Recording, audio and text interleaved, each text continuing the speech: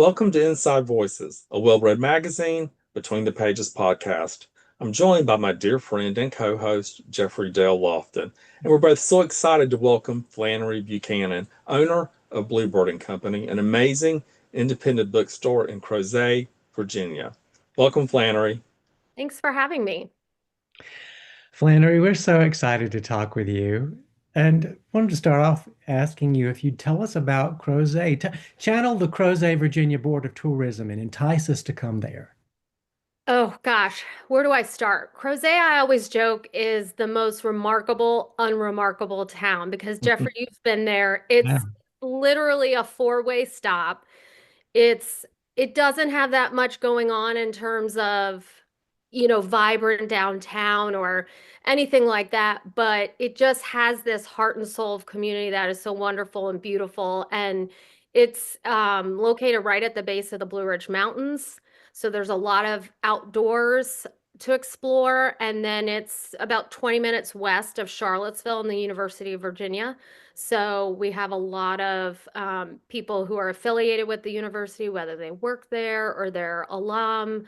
Um, so it's just like this quaint little small southern town. And yeah. It is so beautiful. Just being there and seeing the mountains. It's just glorious. I remember taking some photographs when I was there. It's charming. It is. Um, and there's so much to do around us. I always joke that it's kind of a sweet spot for a small business or entrepreneur because it's so small and there aren't that many things to do. There's a lot of holes to fill in the market.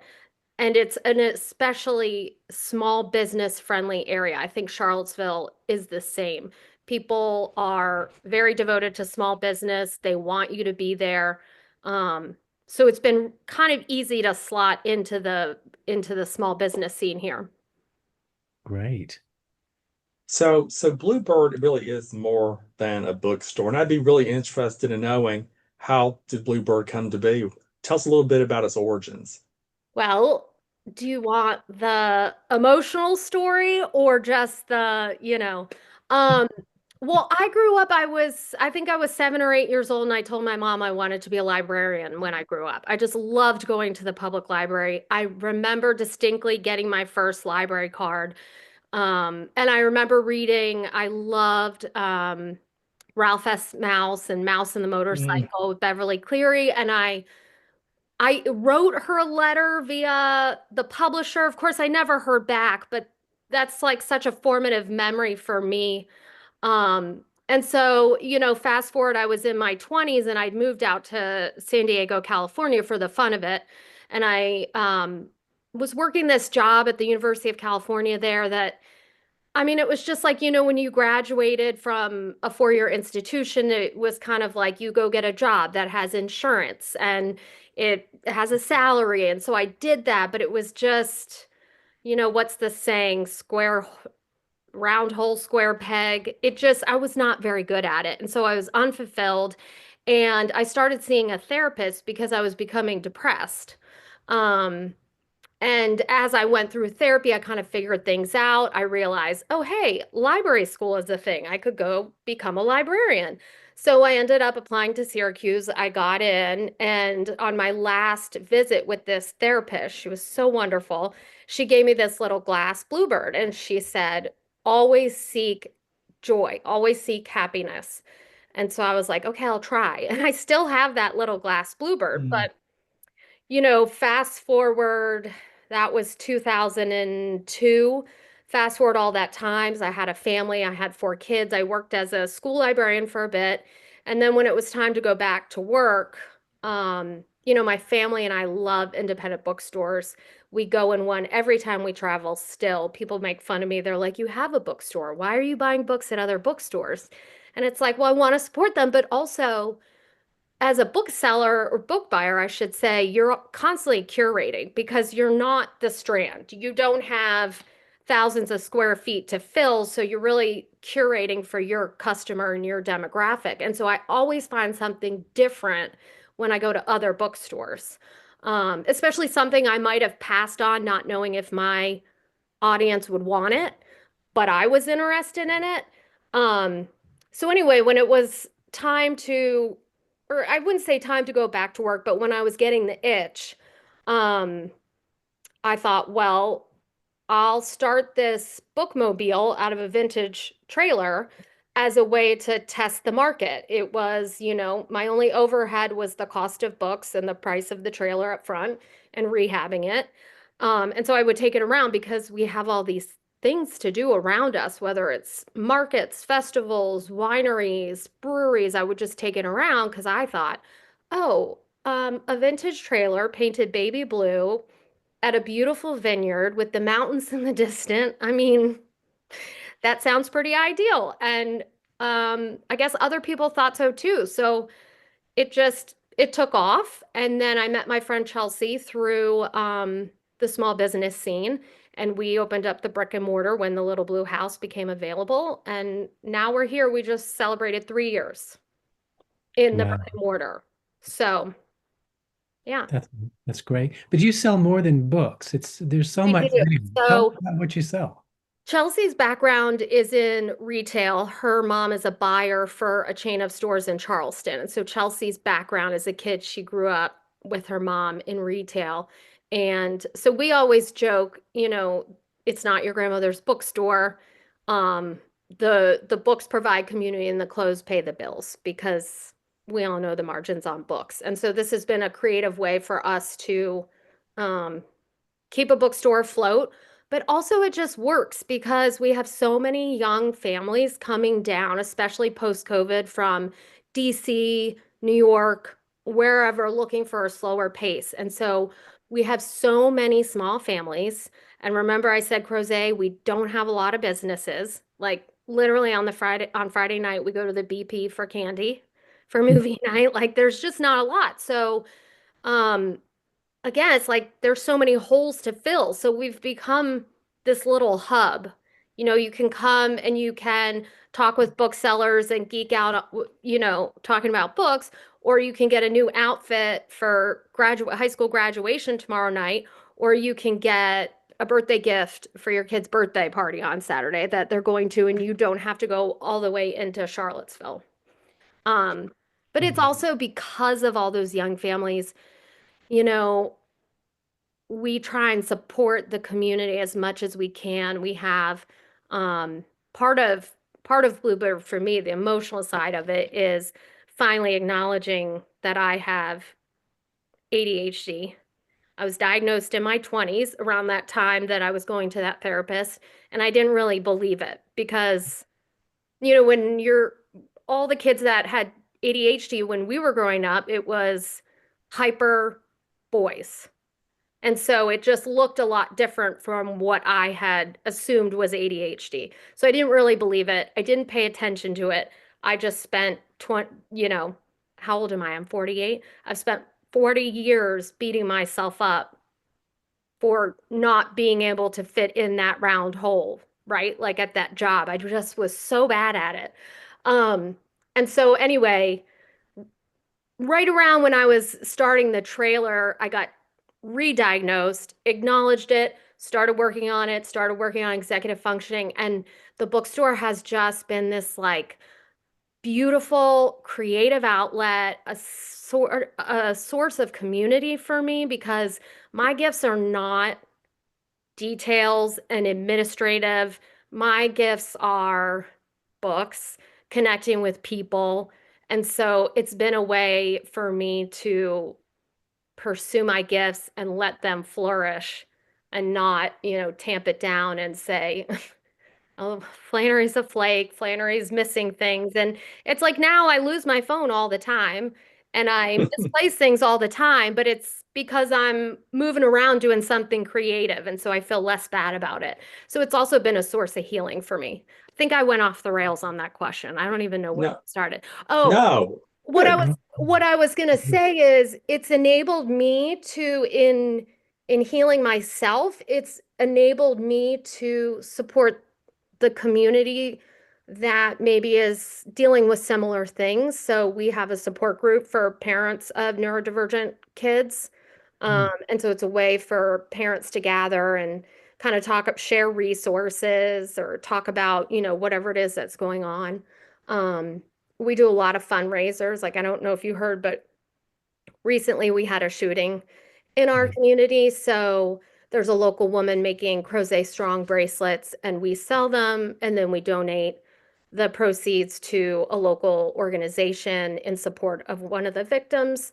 Um, we have support group for parents of queer kiddos. So that has been kind of a big focus of what we do. And it's just kind of that sense of supporting our community in whatever way the community needs.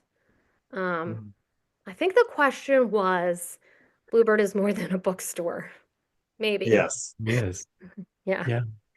Yeah. You mentioned that the town is so supportive of Mhm. small businesses. Can you tell us a little bit more about that? Beyond obtaining a business license and acquiring the retail space, starting with the truck or the trailer, and then going to the little blue house.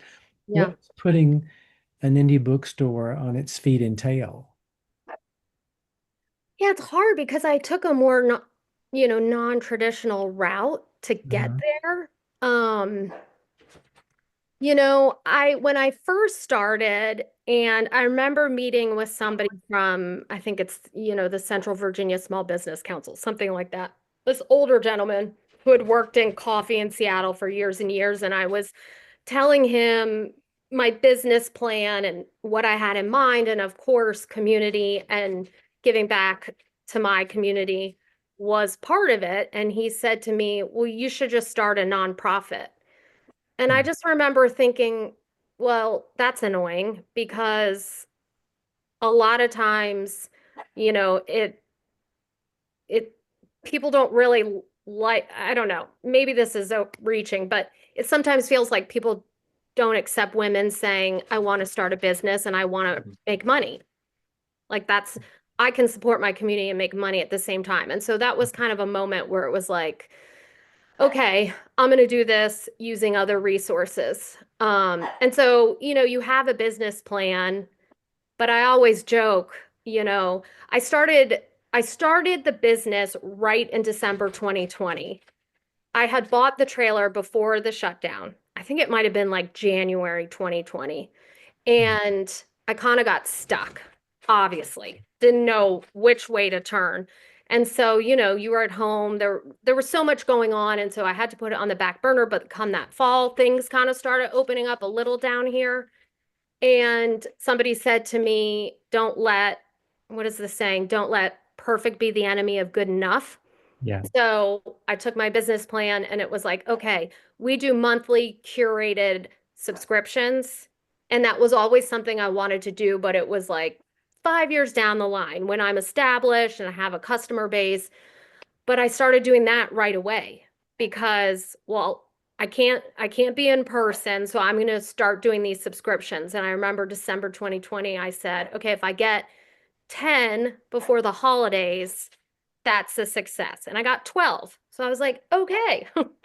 And so, things started evolving, but even when it came time, Chelsea and I would say to each other, we were putting on markets for different female vendors. So we would host a market at a vineyard and invite local female artists, makers, and that's kind of how we got started and how we met each other. And then we would say to each other, "Oh, wouldn't it be great if," but she had a newborn, I have 4 kids. We were not planning it. Plus, again, Crozet being what it is geographically, commercial space is limited. We were not going to do something just anywhere because there's only so many pockets in Crozet where we felt a brick and mortar would be successful.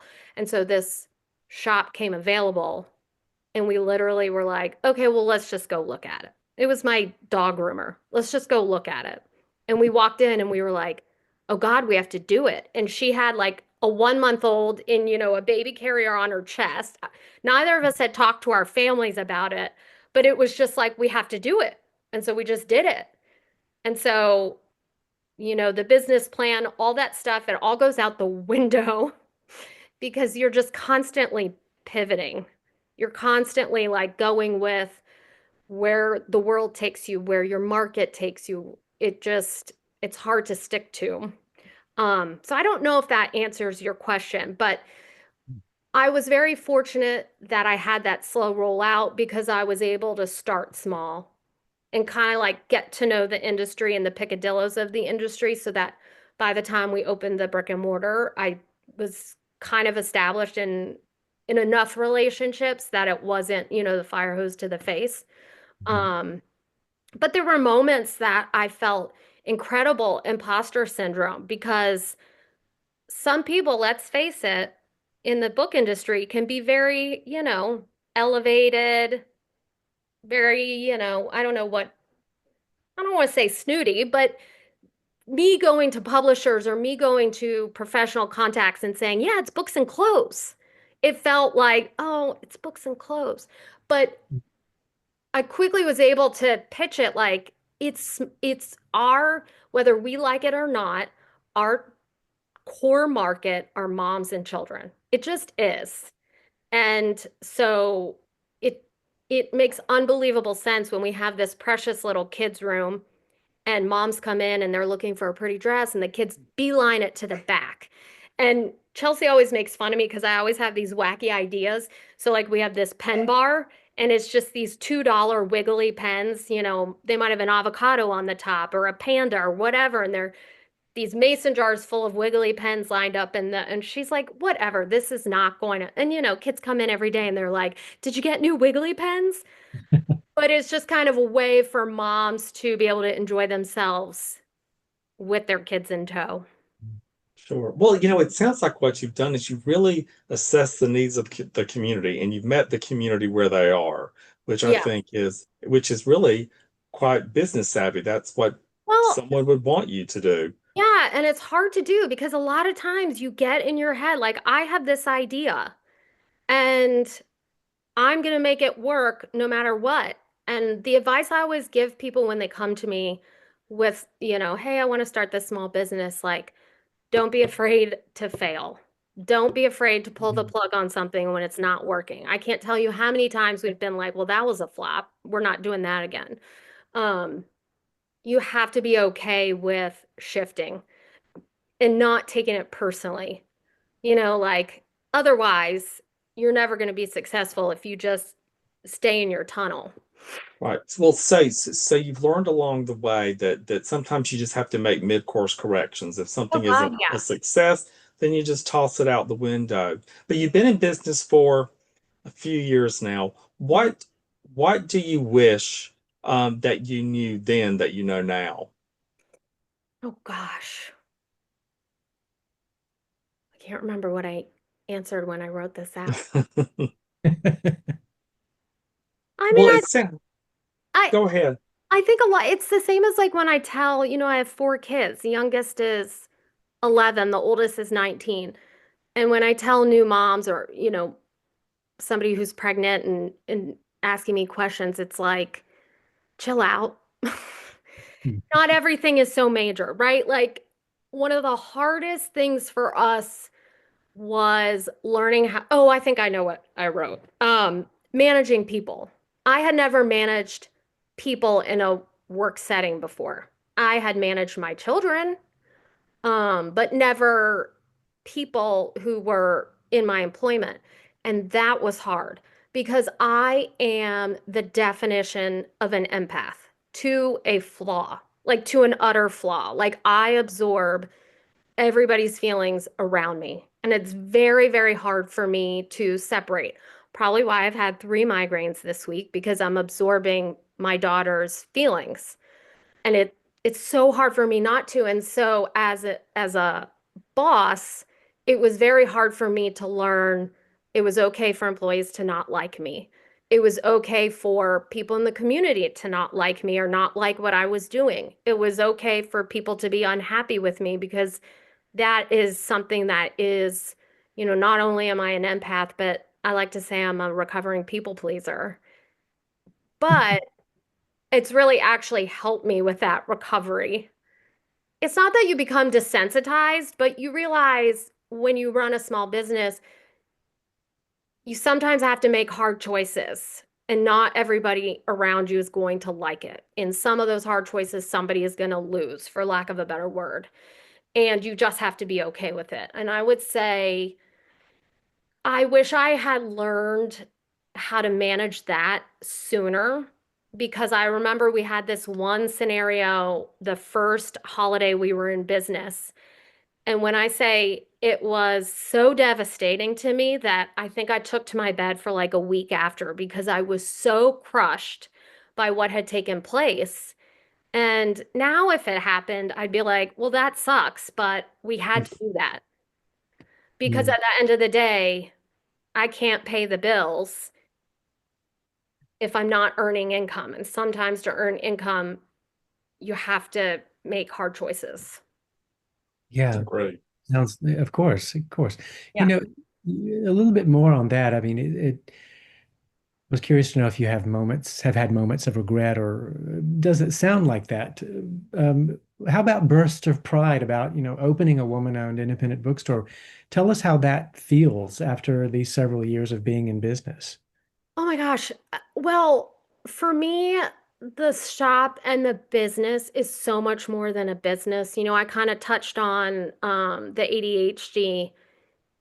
You know, I had this narrative, I had a certain narrative in my head of who I was and what I was capable of, because I started having kids shortly after I gotten my degree, my MSLIS, and then I was working as a librarian, and then I started having kids, and it just wasn't financially sustainable for me to continue to work. And my husband's job, because the way we were raised, it just was the man goes to work and the wife stays home, and that's just what you did. And I didn't have the confidence in myself to have a voice. And so I spent the better part of my parenting years doubting that I would ever be able to support myself, to make an income enough to support myself, that I could never be in a room full of powerful people and speak my mind and be confident in it. I just had this horrible, horrible narrative about myself. And so when I started the business and it took off, it was like almost like exhaling, like, oh, this is who I am. I'm not this that I have been tearing myself apart all these years. I'm this, and this is good. Um, so it's just been a beautiful journey. I mean, I could cry thinking about it, just the evolution of me as a human and what that means for me personally, what that means for raising children, what that tells my children. Um, but then also, yeah, I mean, it's hard. We have times like last fall was so financially difficult. There were a couple of moving parts going on. And you have moments where it's like, holy shit, is this worth it? Like, I'm so stressed out right now. But we still have beaten month over month from the years previous. And so I am very much of the opinion like I just have to sit tight and it will take care of itself, because we have this incredible community that supports what we're doing and wants to spend more than if they bought the book at Amazon, because they love what we bring to the community and they want us to stay here. More than just for, what it means to see your kids, to have your kids see you in this role and to succeed. Think about what it means to the community, the larger community, to see you and Chelsea create this, business and make it sort of the center, the destination for the community. That, it's a centerpiece for the community. It's a destination point. Yeah. Because we're just two regular women raising our families.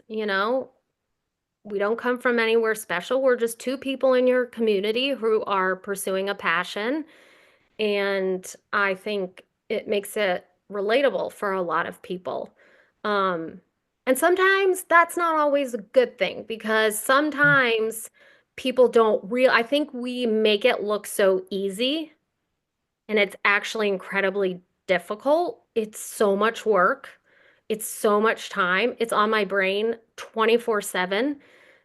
And I think a lot of people, we get so many people coming to us asking for business advice or want to pitch their small business. And, I tell people all the time, it's so much work in a in a good way. Like I will never stop doing it, but it is so much work. And sometimes I think people don't realize the level of commitment that it takes because it really does take a lot.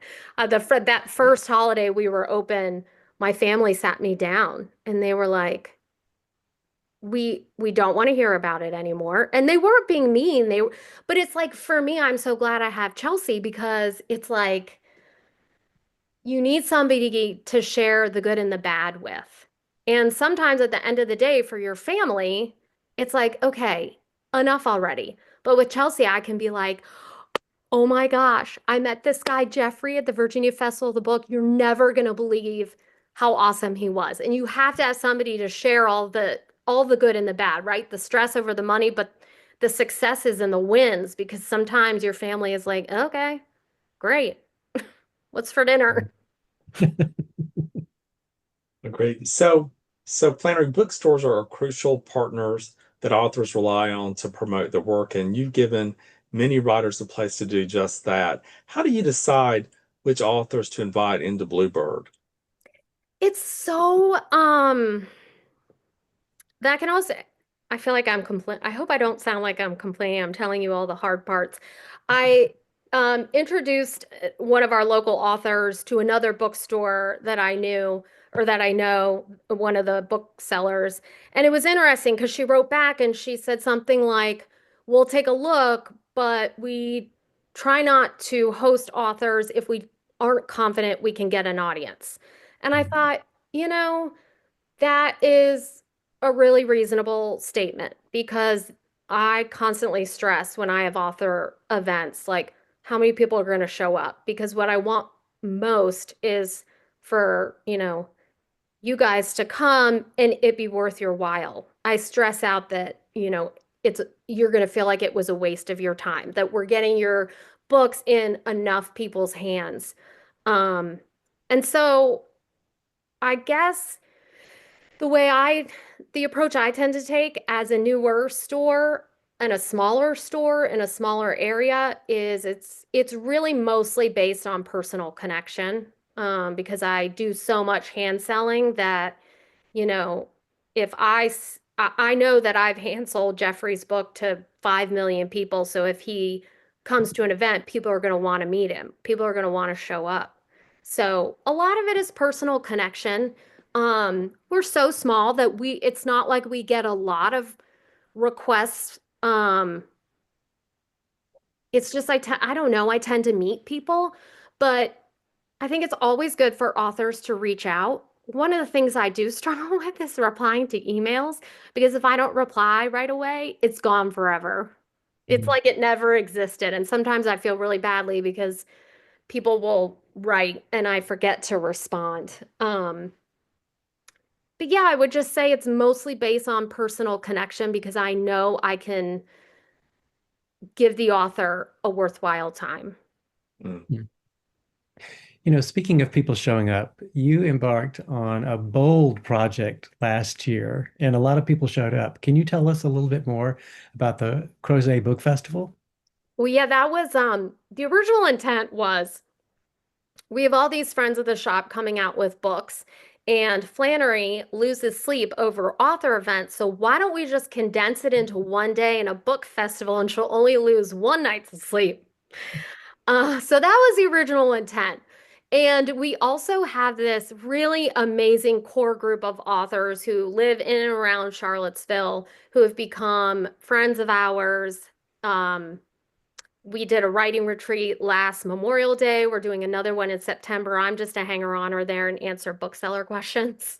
But they've become our friends. And so they were sort of the core group of the first festival. And we were like, let's just start small and we'll start with that core group and we'll work like, 1 degree out. So friends, author friends of some of these authors. And so we tried to have fun with it. we took, you know, everybody that was coming and we put their names and their books up on the wall on a marker board.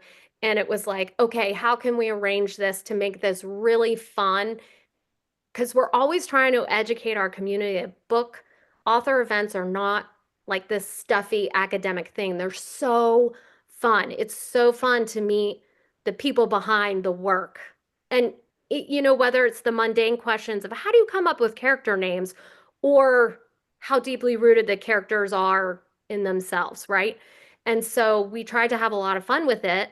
And it ended up being so wonderful. So Jeffrey was on this one called Building Empathy, and it was basically using fiction to build empathy. And it was just lovely. Literally, people were in tears.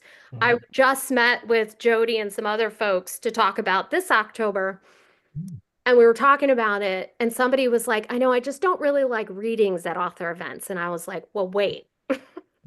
I was like, you haven't heard Jeffrey read. Literally, everybody was sobbing. It was amazing. But we did another event was So You Want to Be an Author, and we had Bruce Holsinger, El Casamano, Joe Piazza, Kathy Erskine, and it was just so cool. All these people showed up with their notepads and their pens, ready to take notes. We have a lot of aspiring writers in the area, so and there were a lot of people that came from out of town, which I couldn't believe. Yeah, it was so much fun. It was just the community felt alive. It's a really creative area. There were so Mhm. many creative people. The energy in the rooms it was just exciting. Yeah, and one of my favorite things to do is to connect people. Yeah. Um, you know, like the group of authors that I've been talking about. El Casamano is the New York Times best-selling author of the Finley Donovan series, which we always joke that Bluebird and Finley grew up together because I met her very early on, even before the trailer was up and running. Finley number one had just come out, and she lives in Virginia, and we met and we just became friends. And I've supported her, and she supported me, and it's just become this really beautiful relationship. And so over the years, we did this one event for her. I want to say it was Finley number three. We've done events for all five now. But all of these authors that I had met came to the event and they were all there. And I was like, I love all these authors. We need to get everybody in one room. Like everybody has to meet everybody because I know you all are going to be friends and a great source of support for each other. And so we did that and they've all become friends and now they use each other. We're in a WhatsApp group and they're constantly asking for advice. Some of them go on retreats for the weekend alone together to write. But that's like my favorite thing to do. So that the day of the festival, we had like a green room at the shop where we had snacks and it was just so magical for me because I love all these people and I love supporting them to walk in that room and see everybody meeting and chatting. It just made me so happy. It was great. It was Yeah. great. So, Flannery Buchanan bringing community together. We are at the end of our time together. It's gone by so quickly, but it's been a pleasure. Thank you so much for joining us. Thank you. I'm honored. Gentle listeners, until next time, for Inside Voices, I'm Robert Gwaltney. And I'm Jeffrey Dale Lofton. And remember, to be creative is to be courageous. Thanks for joining us.